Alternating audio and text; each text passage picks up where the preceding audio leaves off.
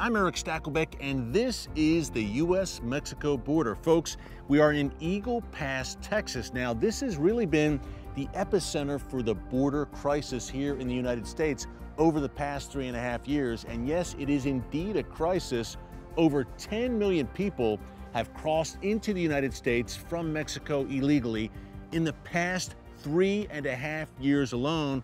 We don't know who many of them are or where they are right now. Many have fanned out to parts unknown across the United States. So we came here, number one, to report on the national security implications for the United States. Secondly, the human impact. Look, we've got human and drug trafficking, smuggling, sex trafficking, all sorts of nasty things emanating from this border. And we have women, children, being found dead here. We have people trying desperately to get into this country, and yet we have a terrorist element coming. We have a criminal element coming as well. It shouldn't matter where you lie on the political spectrum. This issue matters to every American. So we will bring you the on-the-ground impact from right here where it's all happening. Again, Eagle Pass has been profoundly impacted, perhaps more than any community along the border over the past 3.5 years since Joe Biden took office. What can be done to turn this thing around? And again, what is Eagle Pass, and in a broader context, America facing as a result of what's happening on this border behind me right now? Well, we went for a ride along with the Deputy Constable of Eagle Pass, Hal Bowles, and he had some very, not only disturbing information, but important information that you need to know about. What happens on this border does not stay on this border. Let's do a ride along with Deputy Constable Hal Bowles. 12 to 15,000 people congregated right here in Eagle Pass. It has slowed in the past few months since then, and you referenced that, Hal. It was called Operation, or is called Operation Lone Star. Yes. Which Texas Governor Greg Abbott has put into effect, and it's made a big difference. The effect of Operation Lone Star, it's being felt all up and down the border, with the added presence of the Texas Department of Public Safety, and also along with the Texas National Guard.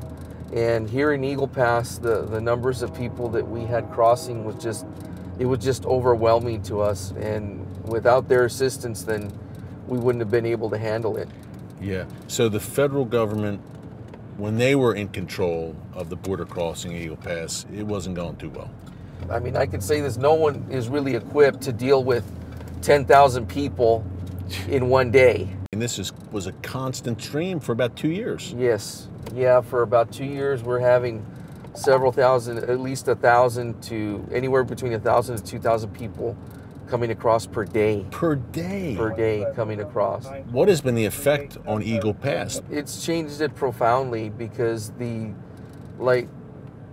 Eagle Pass, Texas is just about your average American community in the United States. Our population is not that big, but the problem that we're having here is slowly starting to affect the rest of the United States. Yes, it is. And it's affecting our larger metropolitan cities like New York City, Chicago. The sanctuary cities. Yes, the phrase is the sanctuary cities. That's where they're going to go to, because they're basically getting a free ride. Now, we all know nothing's for free. That's right. But who's paying for that? The American taxpayer is. That's right. Whether it's federal tax dollars, state tax dollars, local tax dollars, and now U.S. citizens that lived all their lives here and paid taxes, worked hard all their lives, they're saying, why are they giving all these resources to these people that came here illegally? And I've been here all my life, and I haven't gotten anything. No, I'm struggling. So that's what's, I think, turning the tide here slowly in our country. Yeah. Here, this area, this is the edge of Shelby Park, and you can see right there, that's the river. That's the Rio Grande. That's the Rio Grande. Which can be very treacherous to cross. Yes, it can be. And right up here, we've got our border fence. Yeah. It's been here a while. You see the Mexican flag? We're right here. We're on the border. That's Mexico right there, where you see the Mexican flag. By the way, I see a truck that says Florida Division of Emergency Management. Talk about that, Deputy, that you have law enforcement from other states coming here to Texas to bolster the U.S.-Mexico border? We have Florida State Troopers. We have Florida game wardens. We also have some, we've had troopers from the state of Idaho that the governor of Idaho has sent down here to come and assist Texas. We've had National Guards from several other states deploy down here on state missions to come and assist the Texas National Guard and the Texas DPS. So we've got a real heavy law enforcement National Guard presence here, and that's unfortunately that's what it's taken. That's what's taken. That's what it's taken to stop this. Yes. It's not just a local crisis. This is a national crisis. Yeah, it doesn't just affect us here. It affects the whole of the nation, because I'm not sure which governor said it, but every state now is a border state. I don't knock these people for wanting a better life. If I was them, yeah, I would want a better life for myself, for my family as well.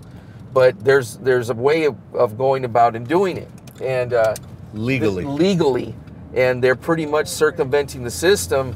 And if they're allowed entry, then they pretty much get a piece of paper that says, hey, you promised to go to court on this date and time, and sometimes that court date is 3-4 years down the line, or it might even be an open date. So in the meantime, where do they go? They're in the country and they go wherever they please. They may not show up for the hearing. Exactly. They're pretty much left to their own devices, and they once they're released here, they disappear into society.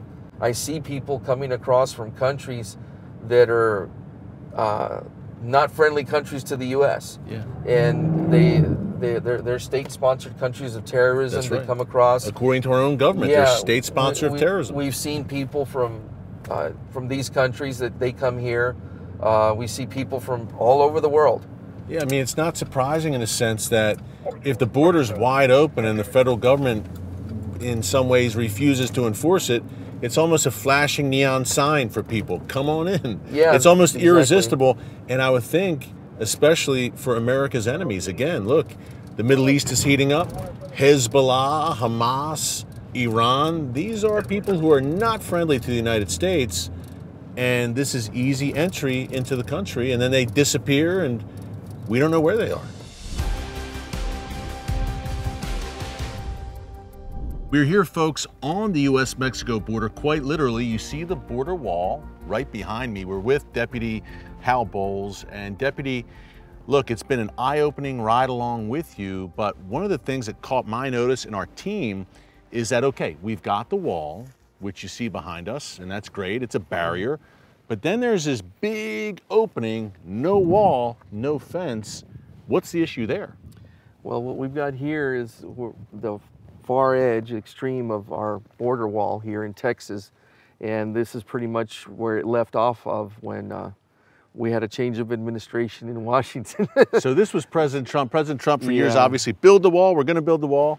Yes. And this is part of that border wall. This is part of that border wall. And right over here over my right shoulder, about 100 to 150 yards that way, that is the U.S.-Mexico border. Yeah. Right there. And the only thing on that border stopping anybody from coming across is a cyclone fence. But people are literally coming up to the wire and they're having to let them in. So this is where the state got into conflict with the federal government, because the state put up that fence there to try and deter the illegal immigration. Something. And they had National Guard out there. But what was happening was the Border Patrol was letting them in. So there was kind of a go-between between the federal government and the state government. And finally, it got to the point where the governor gave the word, and Shelby Park area was shut down. It had gotten almost to where everything was running on a schedule, kind of. At about 6:37 in the morning, right here in this area, we were having anywhere between 300 to 500 people cross all at the same time. And then it was a scramble to get law enforcement out here, whether it was the federal, of course, the Border Patrol making their way out here with buses and vans to pick them up, and they'll start organizing them. It's like, okay, we've got people from this country, that country. We have single males, single females, family units, mom, dad, kids, any unaccompanied children, potentially looking for what country they're from. If they're not a friendly country, the U.S. might have, organizing them. And then getting the transportation down here to take them to the processing facility and getting them out.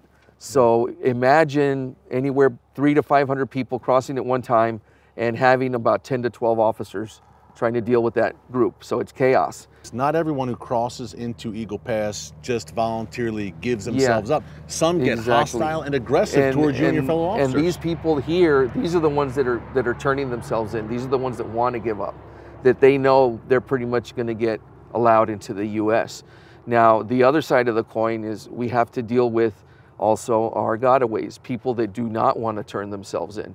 And sometimes we see them cross and they make their way into our neighborhoods sometimes to try and get to stash houses or safe houses for them to where they can get smuggled further into the U.S. And they don't want to be caught because they might be a terrorist. They may have a criminal record back in their country of origin. In their country, they may be prior deports here from the U.S., which will exclude them from coming into the U.S. or being allowed to come in or to claim asylum. And that's why they don't want to get caught. We've had people with prior criminal records, anything from having a DWI all the way up to murder. Normally we would go through our process and put a charge on them.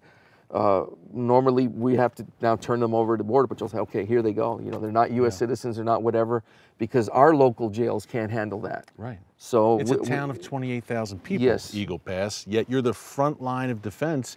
I say this without exaggeration, Deputy, you've really become the front line of defense for America.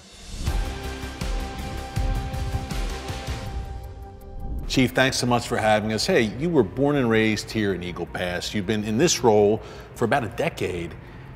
How have things changed here in your hometown, especially over the past few years? Dramatically. It's changed dramatically. 10, 15 years ago, we weren't having any immigration issues. Past couple of years, it's been very hectic. Operation Lone Star has put a dent on the migrant crossings. Yeah. So it's kind of slowed down for a little bit. But Chief, for your department, for the fire department here in Eagle Pass, you already do such brave work in your everyday job, but now you're dealing with this migrant crisis at the border, and you and your team have seen some pretty horrible things. Tell us more about that. We've seen just about everything regarding migrants, from cuts and bruises, crossing the border, to drownings, and I'm talking about children. Just yesterday, they had a body recovery at the river. Right, the Rio Grande, right here. The Rio Grande River. Talking about the railroad tracks, we've had several incidents throughout the past 2 years where we've had very traumatic incidents in the railroad tracks, from suffocation inside the rail cars to accidents. So it's generally become a very chaotic situation. Very chaotic, very chaotic. How has this changed the character of Eagle Pass? I'd imagine people who live here are fed up. I think they're fed up with the whole situation itself. The inaction. Yes. Our government, finally Texas stepped in, but before that, it was a free-for-all. My personal opinion, these people are not really vetted the way they should be. Yeah. You see all kinds of people, very questionable people. I'm not saying all of them are that way, but the majority, it's just not right to have them in here. No. Yeah, I mean, we know people from terrorist watch lists, people with criminal backgrounds are coming, and again, they're released. Where do they go? They fan out throughout the country. A lot of these people that you see, those young men, I mean, between the ages of 18 and 35 years old, and you can tell that these guys are coming in and they're not really the people that we want in the United States. They're criminal minds. Yeah, I mean, it's a national security threat, obviously. We're seeing New York City, Chicago now, all these issues. But right here in Eagle Pass, Chief, last question, how is your department dealing with this? I mean, I imagine you've had to get everyone together and say, hey, it's a new reality now. We have a new challenge, and this is what we have to do. And how are the guys dealing with it? Like you said, they're finding babies dead in the Rio Grande, and some horrible things happen. I can give you a good example of that. I've got one of my guys, Marcos Kipuros, he's one of our swiftwater rescue guys. He's been out to the river hundreds of times. One day, early in the morning, this guy never complains. He comes up to me and says, Chief, you know what? I'm tired. I'm tired of seeing dead bodies.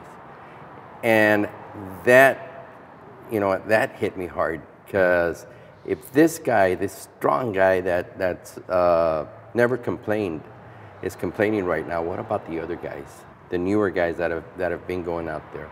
You know, mentally, it's getting to them. Yeah. Those many dead found on the Rio Grande that Chief Mello described, where do they end up? We continued our ride along with Deputy Constable Hal Bowles, and we visited the local graveyard here in Eagle Pass. Take a look. We're here in Eagle Pass, Texas with Deputy Constable Hal Bowles. And Deputy, look, this I think may be the most sobering spot that you've taken us today. And you've taken us to many eye-opening places here in Eagle Pass, but this is an even different story. Why is this spot so important? Well, where we're at here, Eric, is we're at our local county cemetery, and all these crosses, what you're looking at here, is looks can be deceiving, but for every plot that we have here, there's about 3 to 4 deceased interred in every plot. And what makes this part of the cemetery unique is these are people that are unidentified migrants that have crossed the border, that have lost their life trying to cross the border, whether they have drowned or crossed the border and passed away in the brush, that we've encountered them out there. And we've encountered men, women, children. Unfortunately, there's some infants here buried as well. In the end of 2020, at the end of 2022, we had roughly about 160 deceased here in Maverick County that we encountered coming across the border. And normally what we do in our law enforcement part of the job is when we come across a deceased, our local justice of the peace, local magistrate will give a time of death, date and time of death, and they'll usually order an autopsy. And it got to the point where we would send the people for autopsy to either San Antonio or Laredo, which is Bexar County or Webb County, Laredo. And they basically said, hey, we're not gonna do it anymore. We're flooded with people all up and down the border. If you wanna wait for an autopsy, it's gonna be about a year to a year and a half. So they stopped sending people. It got to the point where our local funeral homes, we only have 2, they stopped accepting people because they were so flooded with the number of deceased that we were getting literally every day, every other day. A year and a half just to get an autopsy. Yes, and a year and a half. Yeah, and 3 or 4 people Yes. in each of these graves. Yes, and the majority of these people here are unidentified. They're John Does, Jane Does, unfortunately baby John Doe, baby Jane Does as well. Central America, Central South America, America. South America, you name it. You know, you name the country, they're probably here. And folks, regardless of your political affiliation, this affects everyone. This is a human issue. It's an American issue. People are dying here, and 3 to 4 in a grave. The people of Eagle Pass are desperate. They're doing what they can, but they're overwhelmed. Do the people of Eagle Pass, in some respects, feel abandoned by the federal government? Yeah, that's a big question that comes up a lot, and people ask themselves and they say, why was this allowed to happen in the first place? Whereas before, in years before, it didn't happen. The federal government did their part and everything was fine. And why all of a sudden did this become an issue? And that's the question what's on everybody's mind. And it didn't just turn into an issue, it ballooned from a small little problem into this huge problem that's not just being dealt with here in Eagle Pass, but now all over the country. So now we're starting to feel the after effects of this. Unfortunately, when you have a large number of people come through, you're going to have more problems because, and that's what happens in the larger cities are experiencing. They're getting a taste of what we've been experiencing. We are coming to you from Eagle Pass, Texas. This is really in many ways the epicenter of the border crisis here on the US-Mexico border. And again, folks, this is part 1 of a 3-part series. Tomorrow night, Pastor Sammy Rodriguez will join us here on the border to give a Christian response. How should the body of Christ respond to this crisis that is affecting both sides of the border? And then we will wrap up with the former Department of Homeland Security head Chad Wolf here on Thursday, so you won't want to miss it. But a quick thought as we go here, folks. We're a nation of laws. Number 1, hey, Leviticus says, welcome the immigrant, but Romans 13, also very clear. We are a nation of laws, and we must obey the laws of the nation that we are living in. That's being broken right now, so there's a lot of issues to discuss. Number Number one, the human element. We talked about people on terror watch lists crossing the border, fentanyl flooding in from the border, human, drugs, sex trafficking, a lot of issues. Again, people suffering on both sides of the border, people dying right behind me trying to cross into the United States, and our government not doing too much about it. Some would say actually encouraging what's happening right now. It seems to make no sense, but we'll get to the bottom of it over the next 3 nights right here on Stakelbeck Tonight. So again, tomorrow night, don't miss it. Pastor Sammy Rodriguez is here. Then we will wrap up this very important 3-part series on an issue that matters to every American. It matters to you from right here on the U.S. border, U.S.-Mexico border, I should say. And until tomorrow night, thanks so much for joining us. Keep Eagle Pass. Keep this entire region in your prayers. God bless you.